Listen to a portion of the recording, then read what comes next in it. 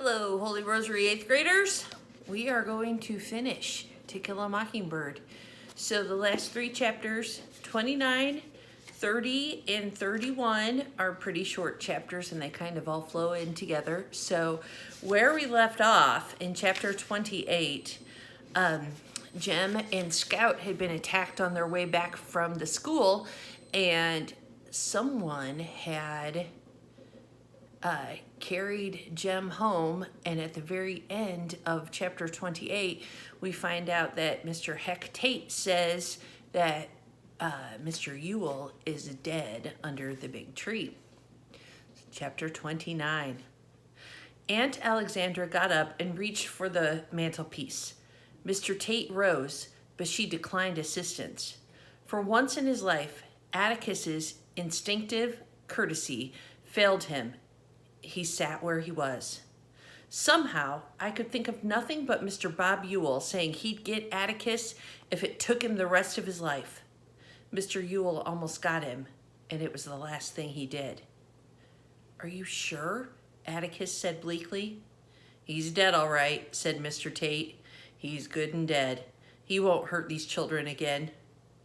"I didn't mean that." Atticus seemed to be talking in his sleep. His age was beginning to show. His one sign of inner turmoil, the strong line of his jaw, melted a little. One became aware of the telltale creases forming under his ears. One noticed not his jet black hair, but the gray patches growing at his temples. "Hadn't we better go to the living room?" Aunt Alexandra said at last. "If you don't mind," said Mr. Tate, "I'd rather us stay in here if it won't hurt Jem any. I want to have a look at his injuries while Scout tells us about it." "Is it all right if I leave?" she asked. "I'm just one person too many in here. I'll be in my room if you want me, Atticus." Aunt Alexandra went to the door, but she stopped and turned. "Atticus, I had a feeling about this tonight. This is my fault," she began. "I should have..." Mr. Tate held up his hand. "You go ahead, Miss Alexandra. I know it's been a shock to you, and don't you fret yourself about anything. Why, if we followed our feelings all the time, we'd be like cats chasing their tails. Miss Scout, see if you can tell us what happened while it's fresh in your mind. You think you can? Did you see him following you?" I went to Atticus and felt his arms go around me. I buried my head in his lap. We started home. I said, "Jem, I forgot my shoes." Soon as we started back for him, the lights went out. Jem said I could get them tomorrow. "Scout, raise up so Mr. Tate can hear you," Atticus said. I crawled into his lap. Then Jem said, "Hush a minute." I thought he was thinking. He always wants you to hush so he can think. Then he said he heard something. We thought it was Cecil. "Cecil?" "Cecil Jacobs. He scared us once tonight, and we thought it was him again. He had on a sheet. They gave a quarter for the best costume. I don't know who won it." "Where were you when you thought it was Cecil?" "Just a little piece from the schoolhouse. I yelled something at him." "You yelled what?" "Cecil Jacobs is a big fat hen, I think. We didn't hear nothing. And Jem yelled, 'Hello,' or something loud enough to wake the dead." "Just a minute, Scout," said Mr. Tate. "Mr. Finch, did you hear them?" Atticus said he didn't. He had the radio on. Aunt Alexandra had hers going in her bedroom. He remembered because she told him to turn his down a bit so she could hear hers. Atticus smiled. "I always play a radio too loud." "I wonder if the neighbors heard anything," said Mr. Tate. "I doubt it, heck. Most of them listen to their radios or go to bed with the chickens. Maudie Atkinson may have been up, but I doubt it." "Go ahead, Scout," Mr. Tate said. "Well, after Jem yelled, we walked on. Mr. Tate, I was shut up in my costume, but I could hear it myself then. Footsteps, I mean. They walked when we walked and stopped when we stopped. Jem said he could see me because Mrs. Crenshaw had put some kind of shiny paint on my costume. I was a ham." "How's that?" asked Mr. Tate, startled. Atticus described my role to Mr. Tate. plus the construction of my garment. You should have seen her when she came in, he said. It was crushed to a pulp. Mr. Tate rubbed his chin. I wondered why he had those marks on him. His sleeves were perforated with little holes. There were 1 or 2 little puncture marks on his arms to match the holes. Let me see that thing, if you will, sir. Atticus fetched the remains of my costume. Mr. Tate turned it over and bent it around to get an idea of its former shape. This thing probably saved her life, he said. Look. He pointed with a long forefinger. A shiny, clean line stood out on the dull wire. Bob Ewell meant business, Mr. Tate muttered. He was out of his mind, said Atticus. Don't like to contradict you, Mr. Finch. Wasn't crazy. Mean as hell. Low-down skunk with enough liquor in him to make him brave enough to kill children. He'd never have met you face to face. Atticus shook his head. I can't conceive of a man who'd... Mr. Finch, there's just some kind of men you have to shoot before you can say Heidi to 'em. Even then, they ain't worth the bullet it takes to shoot 'em. Ewell's one of them. Atticus said, I thought he got it all out of him the day he threatened me. Even if he hadn't, I thought he'd come after me. He had guts enough to pester a poor colored woman. He had guts enough to pester Judge Taylor when he thought the house was empty. So do you think he'd have met you to your face in daylight, Mr. Tate sighed. We'd better get on, Scout. You heard him behind you. Yes, sir. When we got under the tree... How'd you know you were under the tree? You couldn't see thunder out there. I was barefooted, and Jim says the ground's always cooler under a tree. We'll have to make him a deputy. Go ahead. Then, all of a sudden, something grabbed me, mashed my costume. I think I ducked on the ground. Heard a tussling under the tree, sort of. They were bamming against a trunk. Sounded like Jem found me, started pulling me toward the road. Mr. Ewell yanked him down, I reckon. They tussled some more, and then there was this funny noise. Jem hollered. I stopped. That was Jem's arm. Anyway, Jem hollered, and I didn't hear him anymore. And the next thing, Mr. Ewell was trying to squeeze me to death, I reckon. Then somebody yanked Mr. Ewell down. Jem must have got up, I guess. That's all I know. And then, Mr. Tate was looking at me sharply. Somebody was staggering around and panting and coughing fit to die. I thought it was Jem at first, but it didn't sound like him, so I went looking for Jem on the ground. I thought Atticus had come to help us and had got worn out. Who was it?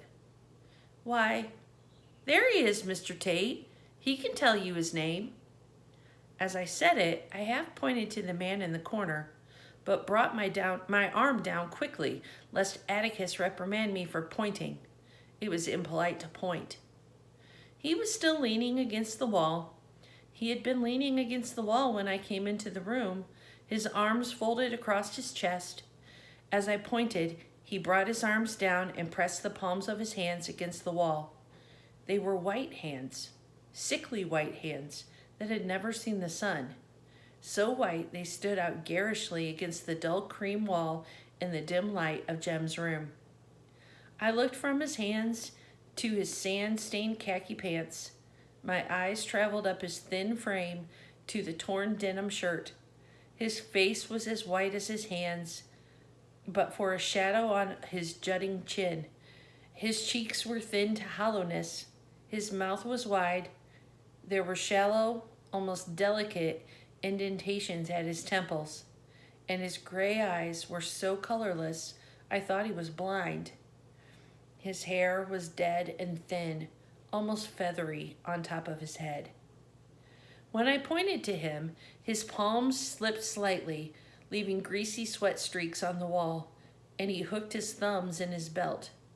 A strange small spasm took him, as if he heard fingernails scrape slate, but as I gazed at him in wonder, the tension slowly drained from his face. His lips parted into a timid smile, and our neighbor's image blurred with my sudden tears. Hey, Boo, I said.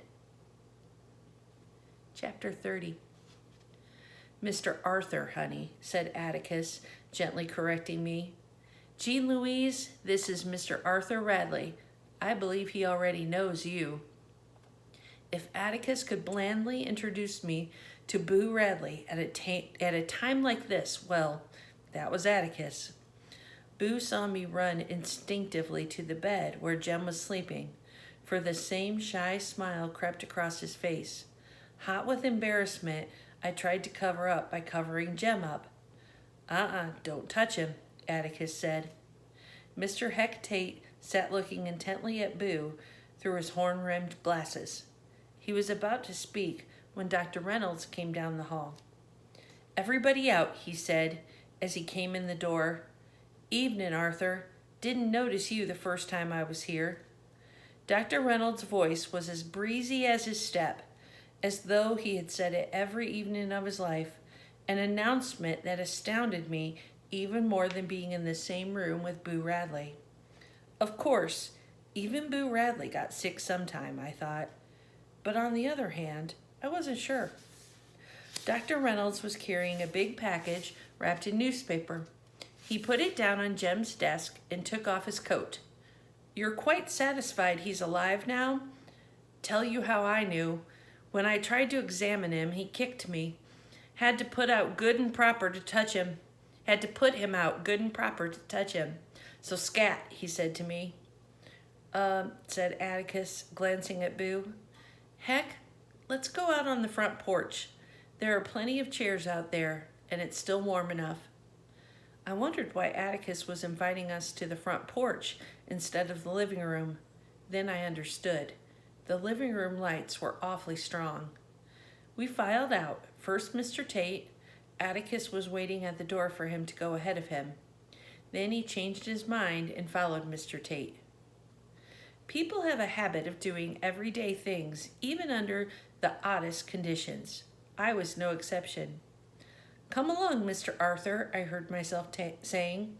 You don't know the house real well. I'll just take you to the porch, sir. He looked down at me and nodded. I led him through the hall and past the living room.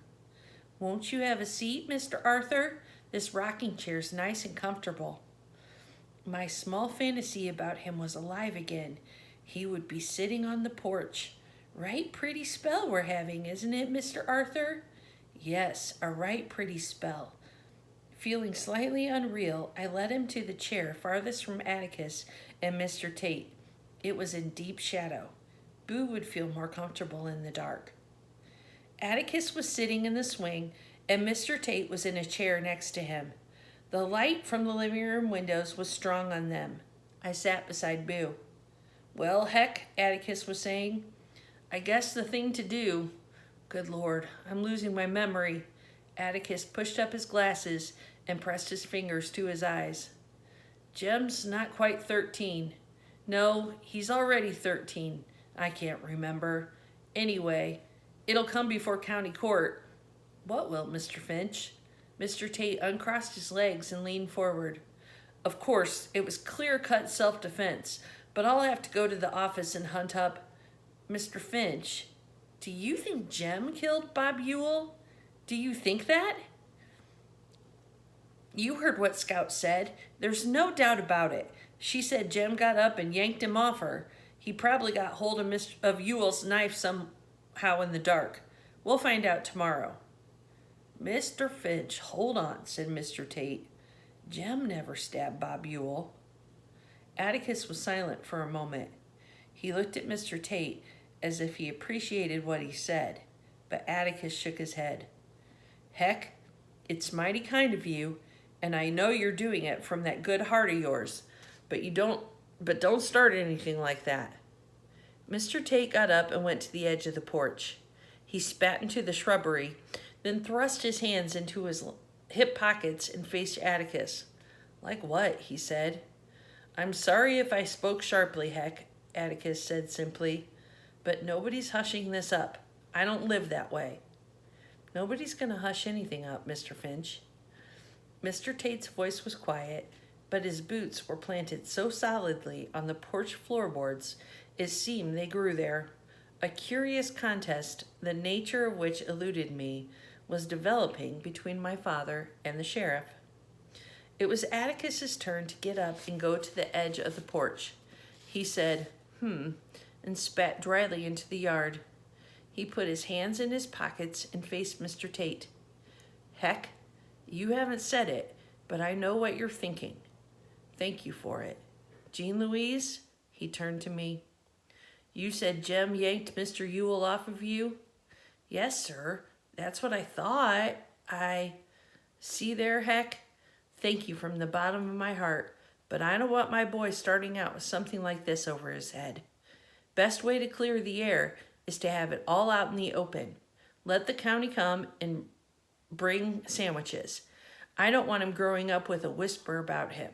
I don't want anybody saying, Jem Finch, his daddy paid a mint to get him out of that.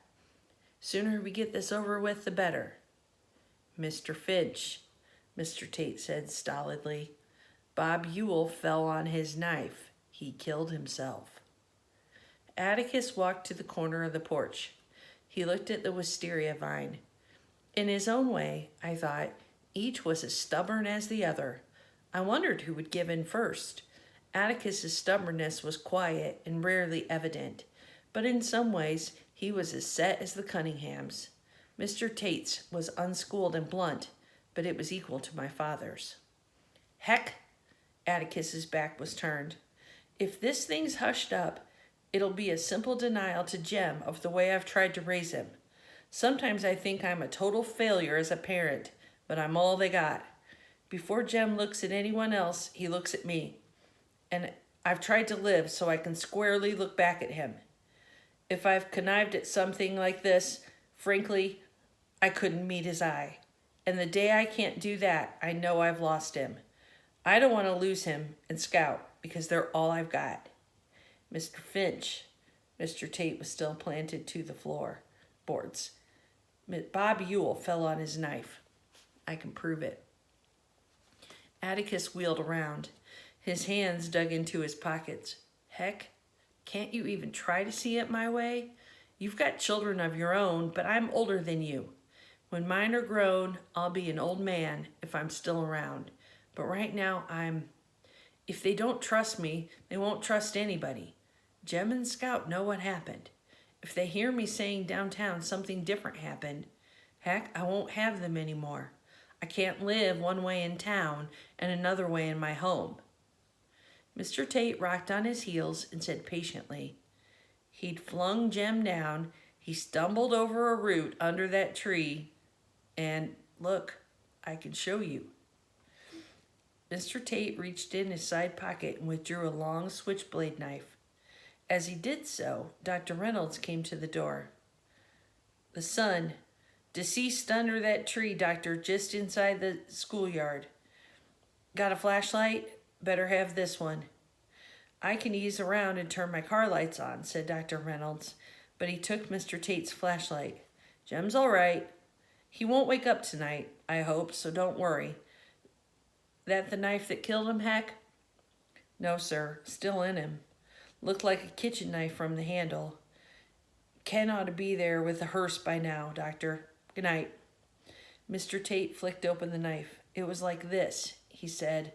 He held the knife and pretended to stumble, and as he leaned forward, his left arm went down in front of him. See there? Stabbed himself through that soft stuff between his ribs. His whole weight drove it in. Mr. Tate closed the knife and jammed it back in his pocket. Scout is 8 years old, he said. She was too scared to know exactly what went on.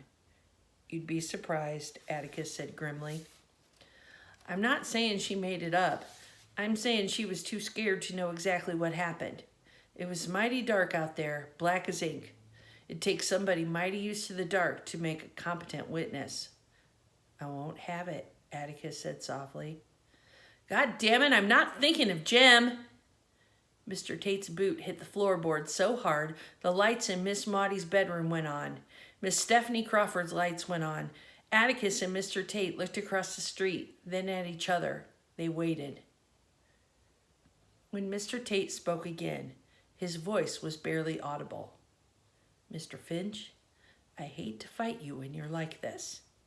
You've been under a strain tonight no man should ever have to go through. Why, you ain't in bed from it, I don't know.